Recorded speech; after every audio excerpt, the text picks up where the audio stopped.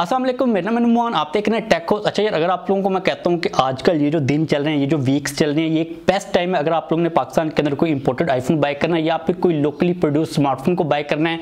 क्योंकि पाकिस्तान के अंदर आजकल आप लोगों ने रेगुलेटेड ड्यूटी के बारे में काफी ज़्यादा चीज़ें सुनी होंगी, उसका क्या इंपैक्ट हुआ पाकिस्तान के अंदर स्मार्टफोन मार्केट के ऊपर और आने वाले दिनों के अंदर चीज़ें किस साइड के ऊपर जाने वाली हैं, इन्हीं सारी चीज़ों को हम लोग डिस्कस करेंगे। लेकिन अगर आप लोग चैनल के ऊपर नए हैं तो सब्सक्राइब लाजमी तौर पर कर लीजिएगा। सबसे पहले बात कर लेते हैं रेगुलेटरी ड्यूटी को लेकर क्या फंडा चल रहा है, क्योंकि आप लोगों ने काफी ज्यादा ये बात सुनी होगी कि पाकिस्तान के अंदर जो चीजें इंपोर्ट की जा रही थी उनके ऊपर रेगुलेटरी ड्यूटी को खत्म कर दिया गया है।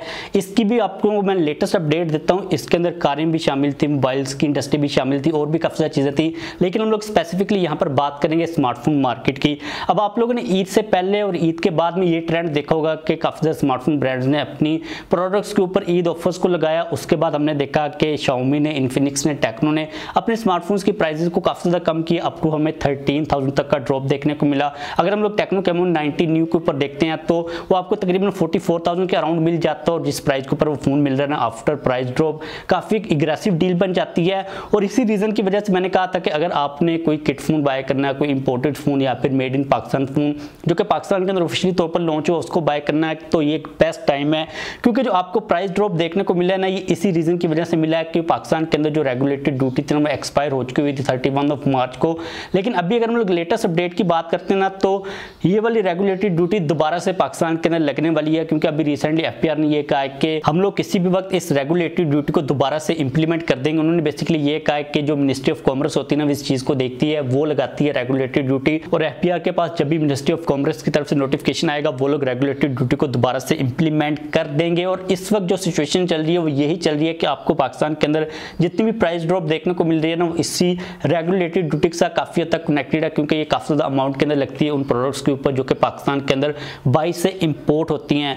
अब अगर हम लोग ओवरऑल सिचुएशन के ऊपर देख लेते हैं ना, तो पाकिस्तान के अंदर जितने भी आप लोगों को स्मार्टफोन्स मिल रहे हैं, चाहे आप लोग इंपोर्टेड फोन्स की बात कर लो, चाहे मार्केट के अंदर कोई भी फोन पड़ा हुआ है, वो पाकिस्तान के अंदर इंपोर्ट तो जाहिर सी बात है कि हुआ ही है। लेकिन अगर आप लोग ऑफिशियल नंबर्स के ऊपर देखते हो ना, तो पाकिस्तान के अंदर ऑफिशियली तौर पर इंपोर्ट काफी ज्यादा कम है, और जो गवर्नमेंट है उन्होंने एलसीज को भी बैन किया हुआ है। और ये जो बात की जा रही है ना कि रेगुलेटरी ड्यूटी किसी भी वक्त दोबारा से लग सकती है, उसकी कोई ऑफिशियल डेट वगैरह नहीं बताई जा रही कि कब लगेगी। वो इस रीजन की वजह से है क्योंकि अगर आप लोग नंबर्स के ऊपर देखते हो ना कि कितनी चीजें इंपोर्ट हो रही हैं, तो एफपीआर और मिनिस्ट्री ऑफ कॉमर्स वाले ये सोच रहे हैं कि हम लोग इसको तभी लगाएंगे जब चीजें इंपोर्ट होना स्टार्ट होंगी। क्योंकि उन्होंने ये कहा है कि इसलिए नहीं हम लोग लगा रहे एक्सपायर होने के बाद, क्योंकि पाकिस्तान के अंदर इतनी खास ज्यादा चीजें इंपोर्ट हो ही नहीं रही। क्योंकि इंपोर्ट होने के लिए आपको एलसीज को ओपन करना पड़ता है, और गवर्नमेंट ने जो एलसीज ना उनको तो ओपन किया नहीं हुआ। इसलिए अगर वो लगा भी देते हैं तो उसका कोई खास फर्क पड़ेगा ना, उनको कोई फायदा होगा नहीं, क्योंकि चीजें इंपोर्ट तो ऑलरेडी हो ही नहीं रही। अब अगर हम लोग यहाँ पर ओवरऑल सिचुएशन के ऊपर देखते हैं ना, इन केस अगर आप लोग ने कोई स्मार्टफोन बाय करना है, आप लोग अभी कर लो, क्योंकि जैसे ही दोबारा से ये रेगुलेटरी ड्यूटी लगेगी तो जो प्राइसेस है ना वो दोबारा से ऊपर चली जाएंगी। जो स्मार्टफोन्स की प्राइसेस नीचे आई हैं उनकी तो जानी ही जानी है, जाहिर सी बात है ऊपर, और वो वाले स्मार्टफोन जिनकी प्राइसेस नीचे नहीं आई उनकी भी ऊपर जानी ही जानी है। क्योंकि यहाँ पर जो चीजें इसी तरह चलती हैं, जैसे कोई चीज बढ़ती है तो उसका जो इफेक्ट है वो सारी चीजों के ऊपर आ रहा होता है। तो यहाँ पर आप लोगों को मैं यही चीज रिकमेंड करूंगा कि अगर आपने पाकिस्तान के अंदर कोई स्मार्टफोन बाय करना है तो आप इसी वक्त कर लो, इससे पहले कि रेगुलेटेड ड्यूटी दोबारा से लगे। चाहे आपने कोई आईफोन बाय करना है, चाहे आपने कोई लोकल पाकिस्तानी स्मार्टफोन बाय करना है, क्योंकि जब भी इफेक्ट आएगा तो सारी की सारी इंडस्ट्री के ऊपर आएगा। इससे कोई फर्क नहीं पड़ेगा कि ऑलरेडी जिन स्मार्टफोन्स की प्राइसेस कम हुई है सिर्फ उनकी बढ़ेंगी, जिनकी कम नहीं हुई उनकी भी दोबारा से बढ़ने वाली हैं। तो this is the best time, इससे पहले कि दोबारा प्राइसेस को इंक्रीज किया जाए।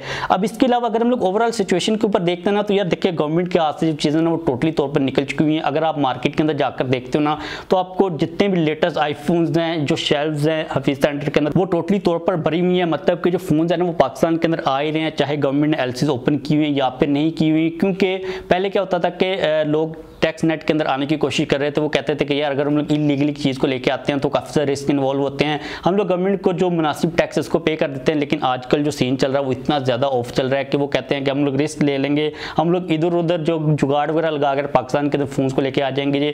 क्योंकि गवर्नमेंट एक तो अलाउ नहीं करी, और अगर अलाउ भी कर रही है तो वो इतना ज़्यादा टैक्स मांग रहे हैं कि उसकी कोई सेंस नहीं बनती। तो मुझे भी पर्सनल तौर पर ये लगता है कि गवर्नमेंट को इतना ज़्यादा चीज़ को पुल नहीं करना चाहिए कि वो टूट ही जाए। जितने भी फोन पाकिस्तान के अंदर आ रहे हैं उनका किसी किस्म का कोई भी गवर्नमेंट को फायदा नहीं जा रहा, क्योंकि वो इलीगल तरीके के साथ आ रहे हैं, गवर्नमेंट के टैक्स नेट से वो बाहरी चीज़ें चल रही हैं। तो मुझे लगता है कि गवर्नमेंट को इसको दोबारा से रिकन्सिडर करना चाहिए। अगर वो एलसीज को ऑफ रखते हैं, रेगुलेटरी ड्यूटी को बढ़ा देते हैं, तो जो लोग इंपोर्ट करने के लिए बैठे हैं वो तो फिर उस नेट के अंदर आएंगे नहीं, वो कहेंगे कि भाई हम लोग कुछ ऑफलाइन एयर थ्रू पता नहीं क्या क्या करवा के डिफरेंट टर्म्स ये लोग यूज कर रहे होते हैं। आपको हर कोई फोन मिल रहा है पाकिस्तान के मार्केट के अंदर भी, ये चीज तो नहीं है कि कोई फोन मिल नहीं रहा। तो रेगुलेटरी ड्यूटी किसी भी वक्त पाकिस्तान के अंदर दोबारा से लग सकती है। अगर आपने कोई फोन को बाय करना है तो डेफिनेटली कर लीजिएगा। इस वीडियो को खत्म करते हैं, शॉर्ट सी अपडेट थी, जैसे कोई लेटेस्ट अपडेट आएगी आप लोगों के साथ में डेफिनेटली द टेक शो की वीडियो के अंदर शेयर कर दूंगा। इसके अलावा ये चीज मैं दोबारा से कंफर्म कर दूं कि काफी ज्यादा लोग ये समझ रहे हैं कि जो पीटीएक टैक्स है वो खत्म हो गया हुआ है। जो रेगुलेटरी ड्यूटी होती है ना, वो एक थोड़ा सा पोर्शन होती है। जब आप लोग टैक्स को पे करते हो ना किसी भी मोबाइल के ऊपर, तो उसके अंदर कुछ पोर्शन होता है 20 से 25% का, जो कि रेगुलेटरी ड्यूटी का होता है। इसका एग्जैक्ट नंबर तो कभी हमें पता नहीं चला, क्योंकि अगर आप लोग टैक्स को कैलकुलेट भी करते हो ना इन सारे टैक्सेस को मिलाकर, तो पाकिस्तान के अंदर जो आपको टैक्स पे करना पड़ता है उतना फिर भी नहीं बनता। तो कुछ पोर्शन होता है जिसको अब खत्म कर दिया गया, अब ये दोबारा से लग सकता है। तो जो पीटीएक टैक्स के खत्म होने की अपडेट्स वगैरह आ रही है ना, ये बिल्कुल झूठी है, इनके ऊपर आप लोग यकीन मत कीजिएगा। जैसे कोई लेटेस्ट अपडेट आएगी आप लोगों के साथ में डेफिनेटली द टेक शो की वीडियो को अंदर शेयर कर दूंगा। इस वीडियो के लिए इतना ही था, लाइक कर दीजिएगा, चैनल को भी लाजमी तौर पर सब्सक्राइब कर लीजिए।